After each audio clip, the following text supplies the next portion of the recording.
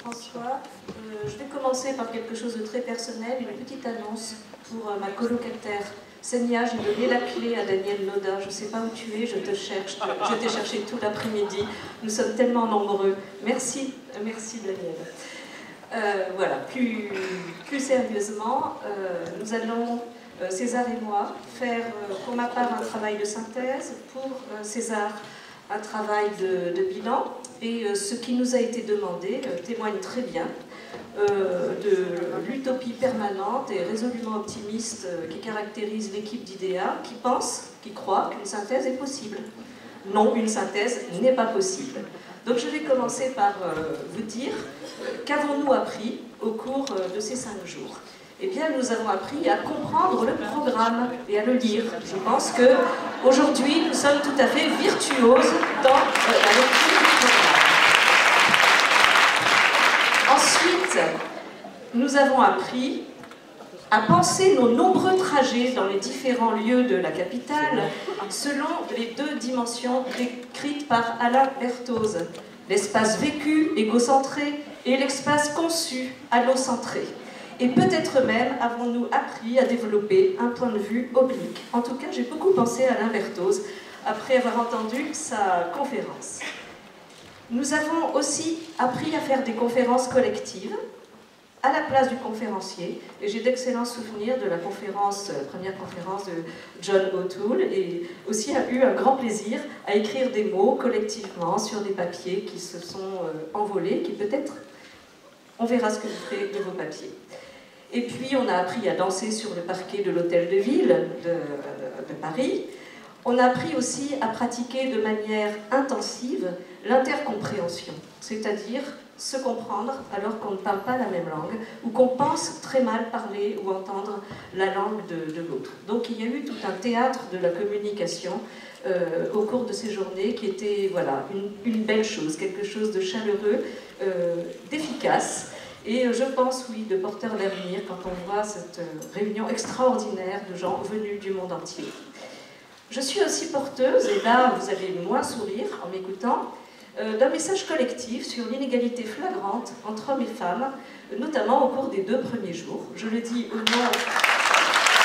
des personnes avec qui j'en ai parlé, et aussi en mon nom propre. C'est une petite révolution douce qui est très facile à faire, il y a beaucoup de femmes disponibles. Et je vais maintenant aborder la synthèse, que je vais faire en 2 temps. Dans un premier temps, je vais parler des points forts du Congrès, au fond, ce que le Congrès a permis, ce qu'il a fait émerger, et il y aura 5 points. Et ensuite, je vais faire une synthèse collective sur les mots forts du Congrès. Donc ce sont vos mots, les mots des conférenciers, et aussi les mots des personnes avec qui j'ai parlé tout au long de la semaine. Alors dans un premier temps, qu'est-ce que le Congrès a fait émerger ? Pour le premier point, une nouveauté. L'accueil de jeunes chercheurs venus du monde entier. Des jeunes chercheurs, c'est-à-dire des thésards, des thèses en cours, et la reconnaissance de leur apport à la réflexion générale. C'est une autre manière d'accueillir la jeunesse, hein. Pas seulement la jeunesse pratiquante, pas seulement la jeunesse qui réfléchit sur sa pratique, mais aussi la jeunesse qui commence à produire des connaissances. Alors la jeunesse était doublement présente au cours de ce congrès. Le deuxième apport du Congrès, c'était cette nouveauté, se mettre en contact avec ces sciences qui nous sont lointaines, peut-être un peu étrangères, les neurosciences. Et malgré le talent extraordinaire d'Alain Berthoz, un vulgarisateur magnifique, vous avez pu le remarquer, nous n'avons peut-être pas tout compris dans le détail de ces recherches extrêmement pointues dont il nous a présenté les conclusions. Mais en ce qui me concerne, et je crois pour vous tous, les résonances avec nos expériences, notre pratique et notre réflexion sur la pratique, elles ont été nombreuses et elles ont été profondes. Nous avons été renforcés dans notre certitude sur l'inanité de la croyance dans le primat de la raison sur les émotions. Nous avons été renforcés dans notre certitude sur les dégâts qui sont engendrés par l'idée que les stratégies cognitives sont les mêmes pour tous, et donc par l'illusion, au fond, de l'illégalité, par des démarches qui sont semblables, quels que soient les enfants, quels que soient les jeunes. Nous le savions un peu, mais nous l'avons vraiment compris, je crois. Nous avons un double de notre corps, c'est-à-dire un schéma corporel non abstrait qui est inscrit dans notre cerveau. Et avec ce double de notre corps, nous pouvons faire beaucoup de choses. Imagination, perception et action procèdent d'une même activité cérébrale. Et j'ai mieux compris, pour ma part, ce qui s'est passé pour moi en tant que spectateur, quand je suis au théâtre, quand je vois de la danse ou quand je vais au cinéma. Alain Berthoz nous a également initiés à la distinction très intéressante entre sympathie et empathie, en définissant avec beaucoup de précision l'empathie, selon lui, se mettre à la place de l'autre, tout en restant soi-même et tout en étant capable de contrôler ses émotions, c'est-à-dire une manière de changer le point de vue. Donc cette rencontre avec les neurosciences a été, je crois, un moment très fort de cristallisation à la fois de nos intérêts et également de notre curiosité vers des disciplines qui ne nous sont pas très familières.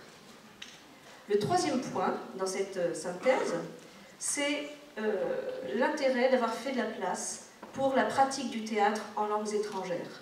C'est quelque chose à quoi je suis très attachée. Je ne suis pas seulement enseignant et chercheur, je suis également responsable de la culture dans mon université. Et avec mon collègue Filippo Fogno, qui doit être quelque part dans la salle, nous développons beaucoup les activités, les ateliers de pratique théâtrale dans les langues étrangères. Et c'est un beau théâtre. C'est un beau théâtre. Je pouvais entendre, il y a quelques années, que c'était un théâtre qui courait le risque d'une instrumentalisation, mais finalement non. C'est un théâtre qui répond pleinement à ce que nous disait Daniel Maximin. L'apprentissage d'une langue étrangère est par nature théâtral.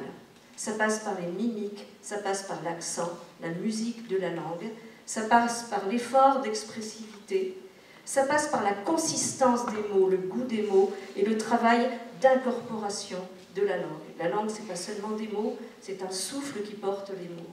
Et Daniel Maximin nous a très bien parlé de cela. Le quatrième point qui me semble vraiment intéressant et émergent dans le congrès, c'est l'appel à un nouveau paradigme de l'éducation artistique. L'idée qu'il ne faut pas qu'on ait une vision œcuménique et finalement réductrice de la diversité culturelle, mais plutôt penser l'éducation artistique à partir des pratiques enracinées dans des cultures de communauté, mais évidemment capables de se réinterpréter. Et comme le récapitulait Jean-Pierre Saez, ce dont nous avons besoin, ce n'est pas de mettre en place une politique, mais de mettre en place une pédagogie transculturelle et transdisciplinaire. Pour moi, c'était un point fort et certainement porteur d'avenir. Et le cinquième point, c'est un point qui habituellement fait peur ou est refusé dans le domaine du spectacle vivant, ce sont les technologies et l'ordre mondial de la communication. Il y a eu beaucoup de discours au cours de cette semaine pour dire qu'on refuse cet ordre mondial de la communication, qu'on refuse cette culture appauvrie, que l'on refuse cette misère symbolique qui est véhiculée par les produits des industries culturelles de masse. Mais nous avons été, enfin quelques-uns parmi nous, et quelques-unes, ont dit d'abord c'est une réalité présente dans la vie des jeunes, qui ont développé des habiletés qui parfois nous manquent beaucoup à nous-mêmes. Certes, ces technologies ne sont jamais transparentes, elles ne sont jamais étrangères au social, elles ne sont jamais exemptes d'idéologie, et elles sont injonctives.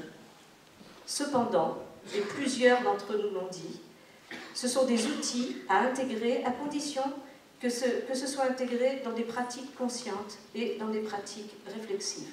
Et tout à l'heure, Olivier nous a montré des images de danse accessibles, facilement, gratuitement. Bon, il se trouve que je connais ce site et que je le fréquente, et je trouve que c'est bien qu'on puisse disposer d'images de danse aussi facilement que cela. Mais c'est le rôle des pédagogues de faire en sorte que le chemin vers ces images se fasse. Et donc on va retrouver, je pense, autour des technologies, au fond, la même problématique que celle qui est la vôtre lorsque vous emmenez les jeunes au théâtre, que vous les emmenez dans d'autres lieux culturels.